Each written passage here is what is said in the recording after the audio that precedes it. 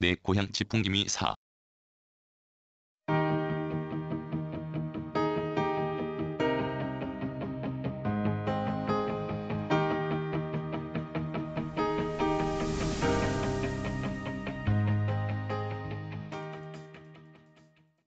혼자 길동무와 함께 고향으로 간다. 의성읍에서 청송현서로 가는 길을 택했다. 사곡을 지나 고개를 제법 오르면 거기서부터는 아주 완만한 내리막길로 오를 때에 비하여 그 길이가 짧은 것은 청송이 고도가 의성보다 높아서이다. 현서에 접어들면 길가에는 온통 사과밭이다. 지난 태풍으로 피해가 어떤지 운전하면서 유심히 보았으나 땅에 떨어진 낙과가 그리 눈에 띄지 않았다. 까닭이 있다. 청송 현서에서 재배하는 사과는 겨울 부사가 주이기 때문인데 아직 시퍼런 열매 상태이므로 세찬 태풍으로 말미암은 강풍에도 견디는 힘이 넉넉한 것으로 생각했다. 실제 오면서 새빨갛게 익은 추석을 앞두고 또는 이미 수확하는 품종을 키우는 밭에는 떨어진 사과도 보였으므로 나의 이 생각은 틀리지 않을 것이다. 길이 905m 노기제 터널을 빠져나오면 바로 영천시 화북면이란 선간판이 오른쪽에 있다. 그 지점부터 내리막으로 내려가면 상송 삼거리다. 여기서 우회전하면 군위고로 쪽으로 가는 908번 지방도다. 지나자마자 바로 물이 있는 풍경이 눈에 들어왔는데 고개를 갸우뚱거렸다. 물의 양이 아주 많아서이다.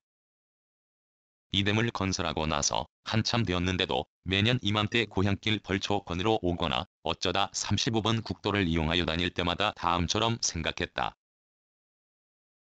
엉뚱한 곳에 댐을 만든 건 아닌가, 언제 물이 찬단 말이야. 실제 그랬다. 그러던 내 생각이 삼거리 지나 물을 오른쪽으로 두고 국도 남행하는 순간 달라진 것이다.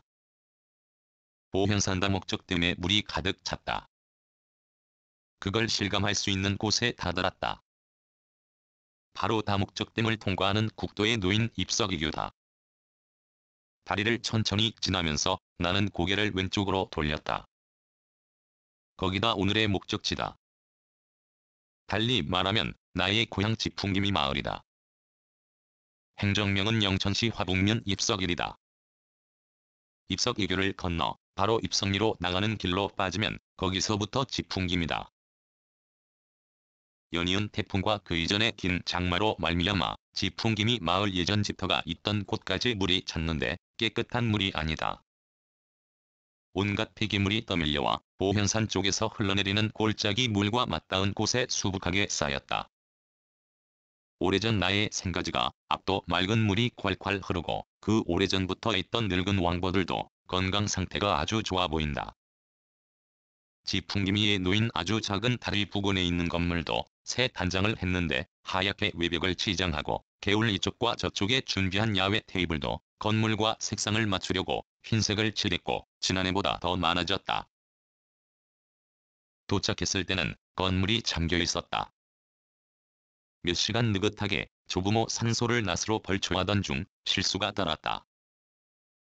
면장갑을 낀 왼손 검지를 오른손에 든 낫이 찍었고 이내 뻘건 피가 나왔다. 비해당에서 자루가 짧은 낫 3개와 서서 사용하는 긴 낫 하나를 예리하게 나를 세웠고 상처를 낸 것은 등이 두터운 것으로 휘두른 무게가 얹혀 상처가 제법 깊이 팬 것 같다. 하여 투덜거렸다. 할매요, 두 분 머리 빨리 깎아드리려다고 이 손자가 이런 실수를 하네요. 하지만 걱정하지 마세요. 저 지금부터 응급처치에 들어갑니다.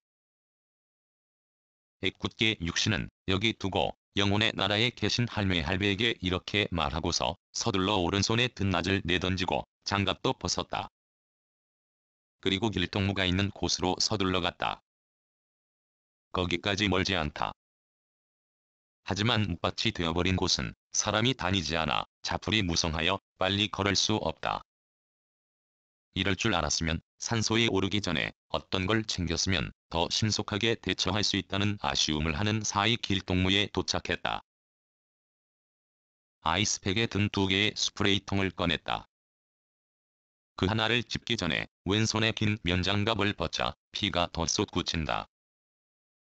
물티슈로 상처난 검지를 칭칭 감고 약물을 흠씬 뿌렸다.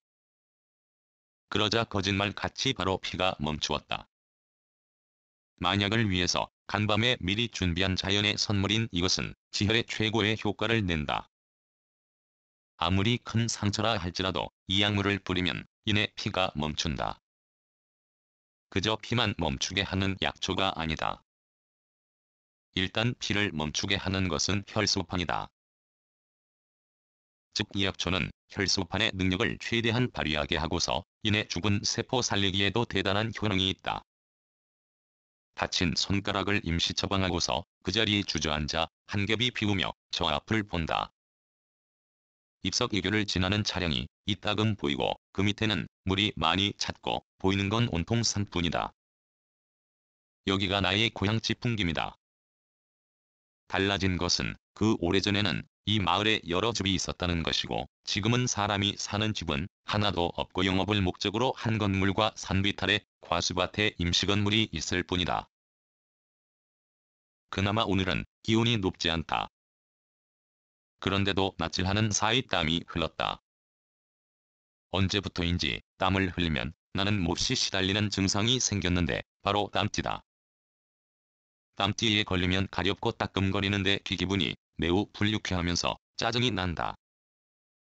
이걸 대비하려고 간밤에 또 하나는 준비한 것을 챙겨 다시 산소에 올라 나머지 일을 처리했다.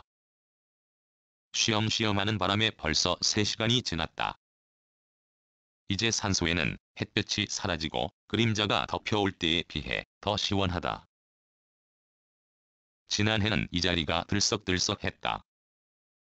동생 내외와 사촌들 그리고 그들의 자식이 전주의 첫째와 서울의 둘째까지 함께 조부모 벌초를 했기 때문이다. 올해는 세상이 뒤숭숭하다. 그건 말할 필요도 없이 시작하고서 반년이나 지났어도 아직 극성을 부리는 코로나19로 말미암아 할매할배 산소 벌초하는 것을 나 혼자 하기로 어쩌녁 결정을 내리고 바로 오늘 행동에 나섰다.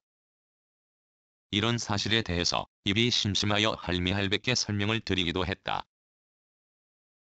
나의 사촌 우의 동생은 좀 별하다.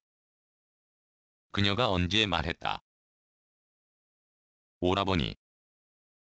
상놈들이나 예추기를 사용하지 양반은 절대 그러면 안 돼요. 만약 우리가 그리 한다고 생각해보세요. 울할매할배가 시끄럽다고 벌떡 일어나서 화를 내실 거요. 히히히. 어찌 보면 억지유 같지만 나는 사촌 우이의 이 말을 긍정적으로 생각한다. 하여 혼자 낫으로 긴 시간에 걸쳐 벌초하며 할매할배 곁에 조금이나 더 있고 싶다는 생각을 하기도 한다. 어쨌거나 사람이 만든 정교하고 힘이 좋은 예추기에 비하면 나의 낯질이 뒤떨어질지 모르나 마치고 나서 객관적으로 보니 처삼촌 벌초한 것 같지는 않다. 길동무와 함께 개울에 놓인 다리에 왔을 때 흰 건물 앞에 두 사람이 보였는데 가까이 있는 여자에게 가서 말을 걸었다. 여기 사람이세요? 아니에요. 그럼 어디서 오셨어요? 봉화요. 그래요, 제가 봉화를 아주 좋아하는데 구체적으로 어딘데요?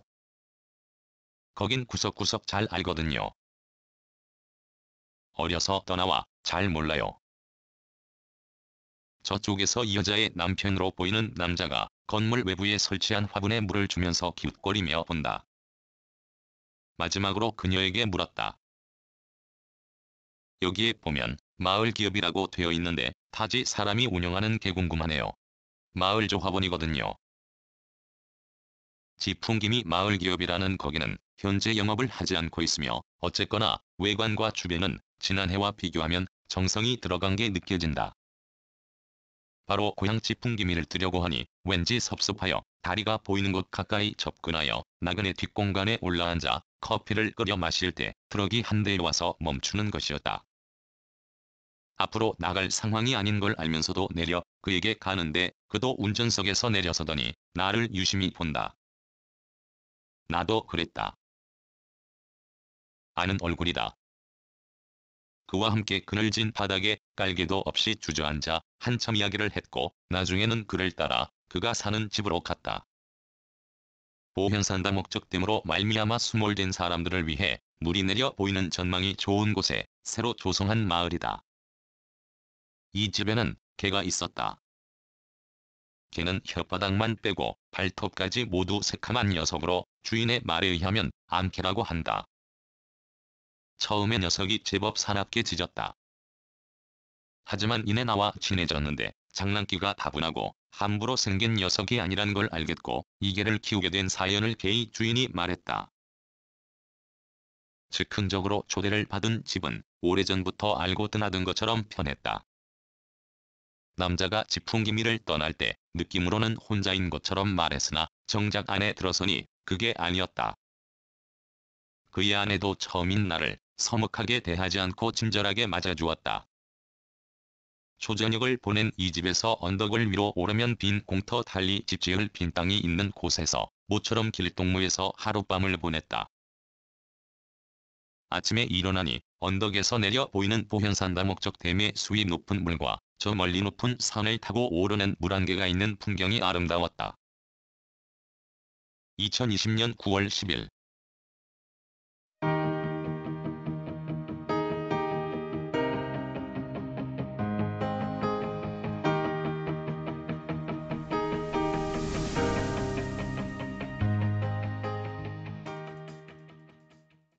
글 모든 것으로부터 자유인 무학 낭독 글 읽어주는 강지식 들어주셔서 고맙습니다.